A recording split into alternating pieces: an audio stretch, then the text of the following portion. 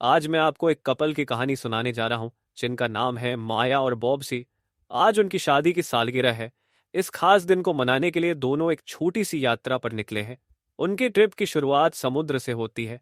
वे सोचते हैं कि पहले थोड़ा समय शांति से बिताएंगे, फिर आगे घूमेंगे।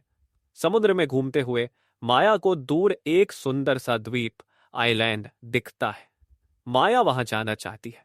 बॉब्जी का मन नहीं था, लेकिन माया की खुशी के लिए वह मान जाता है। वह सोचते हैं, आज हमारा खास दिन है, चलो कुछ नया देखते हैं। दोनों अपनी छोटी रबर की नाव में बैठकर उस द्वीप की ओर चल पड़ते हैं। जब वे वहां पहुंचते हैं तो देखते हैं कि दूर से सुंदर दिखने वाला द्वीप असल में बिल्कुल सुनसान और वीरान है। वहां कोई नहीं है, सिर्फ चुप्पी और वीरानी है। माया कहती है, अब जब आ ही गए हैं तो अच्छे से इस जगह को देख लेते हैं। दोनों घूमने लगते हैं।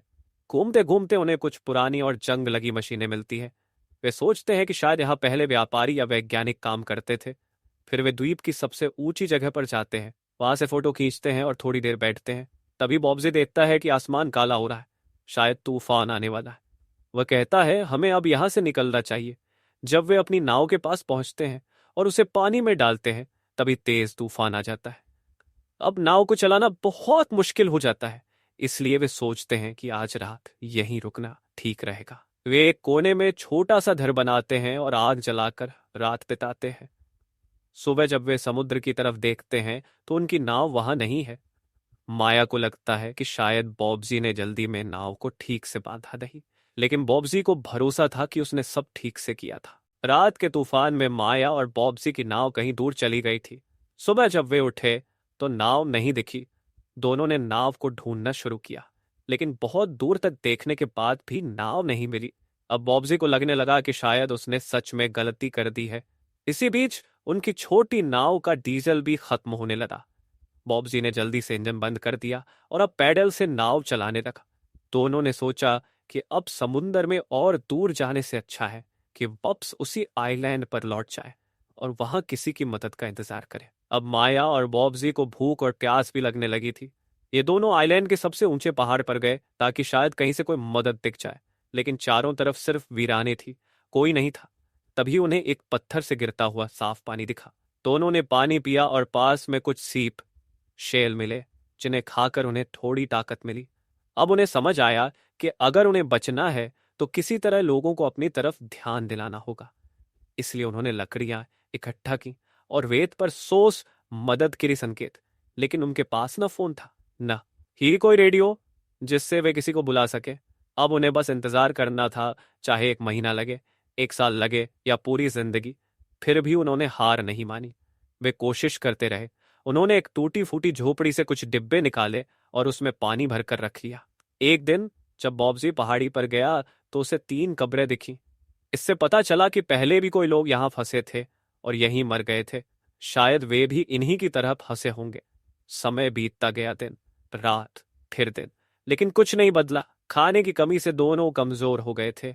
पॉप्सी माया को हिम्मत देता रहा और बोला, हमें हार नहीं माननी चाहिए, हमें बहादुरी से लड़ना होगा। ये सब हमारी परीक्षा है। आगे के दिन माया और बॉब्जी के लिए अच्छे और खुशहाल हो सकते थे, लेकिन माया को अंदर से हिम्मत नहीं मिल रही थी। एक दिन जब वह काम कर रही थी तो अचानक बेहोश हो गई।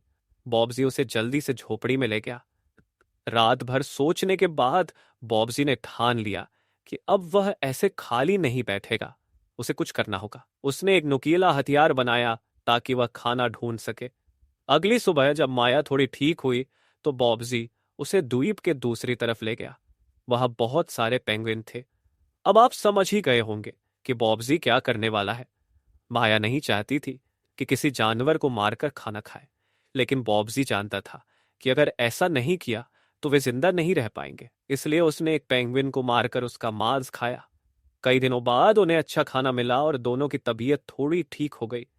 धीरे धीरे उनकी जिंदगी थोड़ी बेहतर होने लगी, क्योंकि अब उनके पास खाना और पानी दोनों थे। लेकिन ज्यादा दिन ये खुशी नहीं रही, क्योंकि हर दिन उन्हें किसी के आने का इंतजार करना पड़ता था। हर दिन इंतजार करना बहुत मुश्किल होता है, चाहे आपके पास सब कुछ हो। फिर एक दिन वे फिर से पेंगुइन्स वाली जगह गए, लेकिन वहां अब कोई पेंगुइन नहीं था। माया बहुत दुखी हो गई, क्योंकि अब फिर से वही परेशानी आ गई थी, खाने की चिंता।